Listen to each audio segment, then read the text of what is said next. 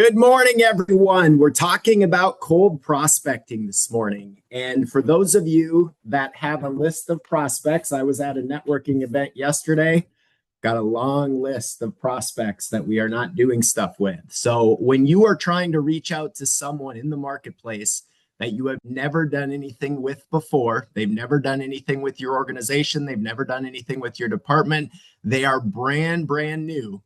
Okay, we want to talk about why you should never open a prospecting call with a question. So, questions are a fantastic tool in a discovery choreography, but you've all probably received very bad advice. What my opinion is very bad advice from so called prospecting experts that probably have a course or a book to sell or something that they are trying to get you to pay money for. Open cold calls by hooking your prospect with a question is often what they say. And you've heard these questions. Many of you have probably asked these questions. Chad, how are you doing today? Did I catch you at a bad time? Could I have 30 seconds to tell you why I called? Chad, do you mind if I steal a quick 30 seconds from you to explain why this caught my attention? Whatever it might be. And what I want to talk about here this morning is why do they suggest that you open with a question? It's always about avoiding rejection and trying to get the other person to speak, which is exactly what you should do in a discovery format.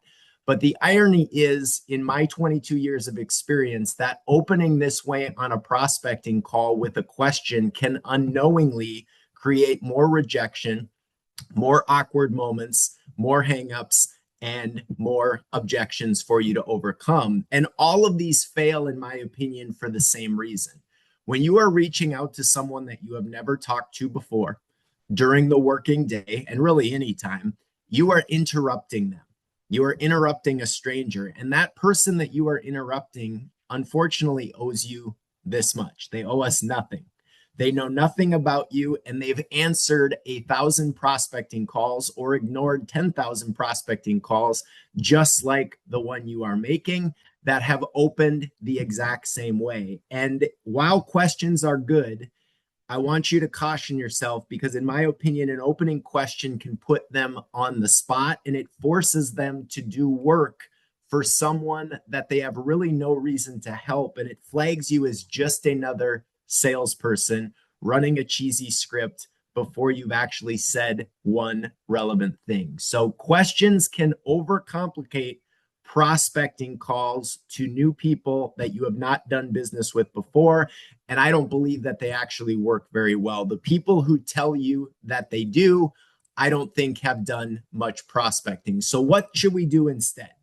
Think about your reaction if someone calls you and interrupts you. What would you want? If you're honest, I believe that I would want them to quickly get to the point, tell me who they are, tell me what they want, and give me a reason why I should care and stay on the phone. I think those are the three basic things that I think through if someone was reaching out to me. We don't want tricks. We don't need fake rapport. I have enough friends. I have enough things to do. I don't need permission seeking, and I certainly don't need any stupid opening questions.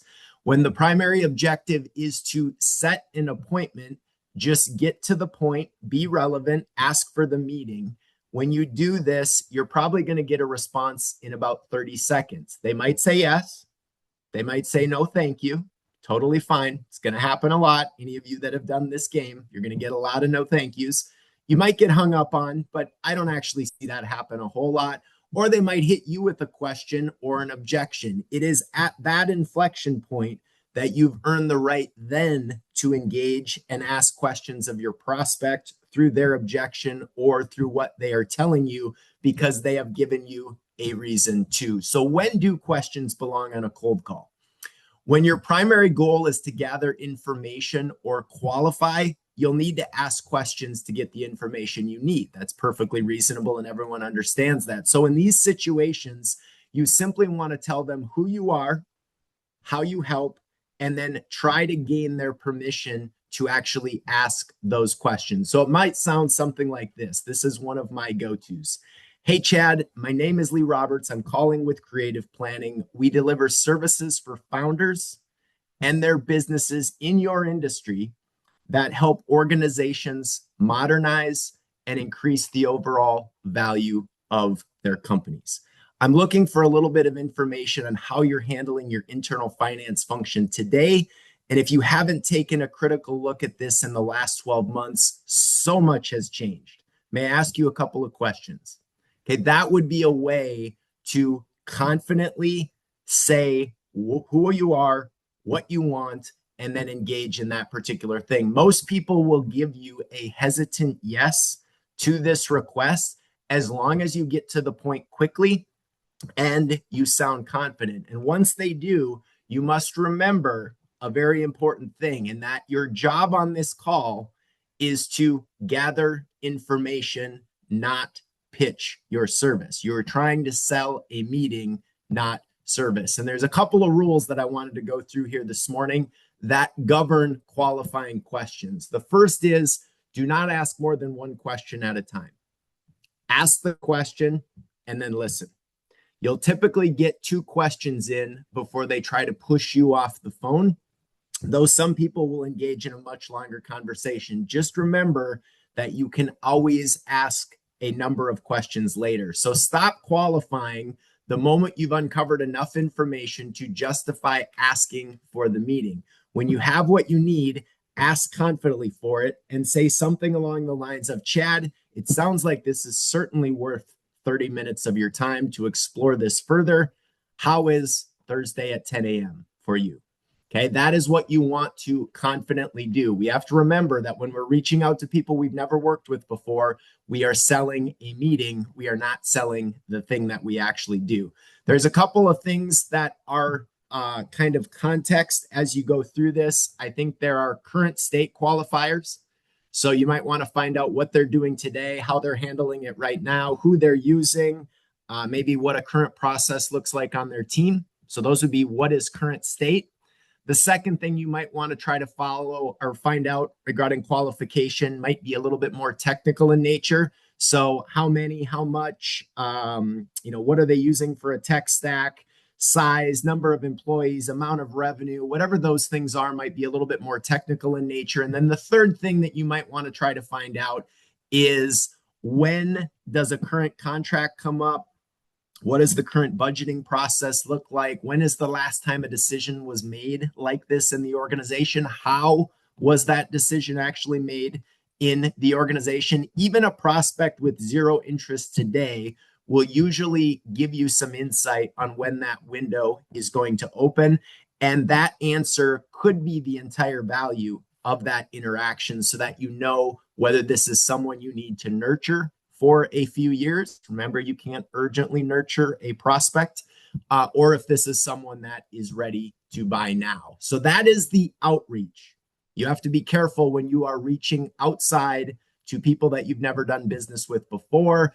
When someone contacts you inbound, so someone raises their hand and they say, I have an issue and I'm wondering if you can help, the script totally flips. So it's a brand new page. Everything before that I just talked about assumes that you are interrupting the other human being with a prospect call. The script flips when they are reaching out to you. And when a prospect calls you, engages at a trade show, downloads, a white paper, fills out a form, it is completely appropriate for you to open up that call with a question that is designed to engage them in the conversation, much like we would do in a discovery meeting. They initiated the contact, and your job is to find out why. Sadly, though, a lot of professionals, in my opinion, get this backwards, and they make the mistakes of treating a cold outreach like a discovery meeting. And then when they get the inbound, they're so freaking excited that someone actually raised their hand in the busy marketplace that they start pitching, and they treat this actually like an outbound cold call. So make sure that inbound leads are handled different than cold outreaches. Match the mode to who started the conversation, and both types of calls are going to get easier for you and will stop feeling like hand-to-hand combat. I wanted to talk about trade show season. I was at an event yesterday, had me thinking about this, and let's be honest. How many of you go to a trade show and enjoy following up on the trade show leads? Most people that I know do not like doing that. And it is perfectly normal and natural to feel that way. So you get back from an event, you might have some business cards. I don't know if we can see these this morning, but you might have some business cards. You had some great conversations at the event. Maybe you have a list of names that you want to do, and the momentum dies and nothing becomes of it. Okay, that happens far too often in trade show season. Well, here's a reminder of a little tip that we've shared before, but like we talk about on this podcast, on this call, we need to make sure that we are reminded more than we are taught. So to be clear, this is for people that go to an event, go to a trade show, and are looking to book a meeting after the trade show, not sell their thing on the trade show floor. If you're looking to sell it right there, that's a whole different strategy. So here's the shift. Don't end a good interaction with someone who could be a referral source for you or a prospect by saying, I'll follow up next week. That is a recipe for no response. That is a recipe for ghosting. Instead, after there's some interest, pause the conversation and say, I'm sure there is a lot you want to see or do here at XYZ event. May I make a suggestion? Let's schedule time next week when we're both back in the office. And here's where the magic happens. Then pull out your phone and book the meeting right there. Now, before you send it, this is important. I would suggest that you personalize it, put in a few notes in there that actually reference the conversation so they remember. I can't tell you how many times I look at my phone Sunday night trying to see how my week is setting up, and I see these meetings that I've accepted, and I don't remember anything about why I accepted that particular meeting because there are no notes that are put in the meeting by the meeting organizer that actually sent it to me. So don't make that mistake. And if you do this and book the meeting right on the spot while the others head home with business cards, your calendar will already be filled with qualified conversations so that you can start building your pipeline. I want to end with this. With success in business, you are going to take heat. With anything that is successful in life, you're probably going to take some heat. With success, you are going to be criticized. I personally received some not so fun criticism over the last couple of weeks from some internal colleagues and some people out in the marketplace, and it was harsh. Not only was it harsh, the feedback was actually based on some false perceptions and wasn't even true, but it doesn't matter. It was the feedback. And I don't care how tough some of you are on here, how galvanized some of you are on here, okay? Feedback can sting. We're all humans, okay? And I had a mentor a long time ago when I was in the early stage of my career share this with me, and I dug this out of the archives here this morning to share it with all of you that might experience something similar or have experienced something similar lately. And here it is. She said, life becomes really amazing when you just go into it with the assumption that every single person that you meet and every single piece of feedback that is shared with you was sent because it was meant to teach you something. Whether it's good or bad, it was meant to teach you something. And if you just approach life that way, I think you kind of shed your ego, you open up your heart, you might want to give more, you might want to work harder, and you really see people for how they come into your lives and what that purpose actually is. So if you can see every single person as someone who was sent to teach you something, I think it changes everything. At least it does for me. And it's been so fun to receive all the comments positively, as well as all of the comments negatively from the past 100 or so of these meetings. And it's been even more rewarding to watch how some of you have grown so much in such a short period of time by implementing some of these strategies. And I love getting the messages when these strategies actually land and help you be a better professional. So I am by no means operating from a place of mastery on any of the things that we talk about on these particular calls. I learn every single day, and I can promise you I get my ass kicked in the marketplace more than probably any of you do on this particular call. However, it's been so fun to see over the last 12 to 18 months how much the floor is raising and how much great stuff has happened. So let's finish the week strong. So good to be with all of you this morning. We'll see you Monday. Be great.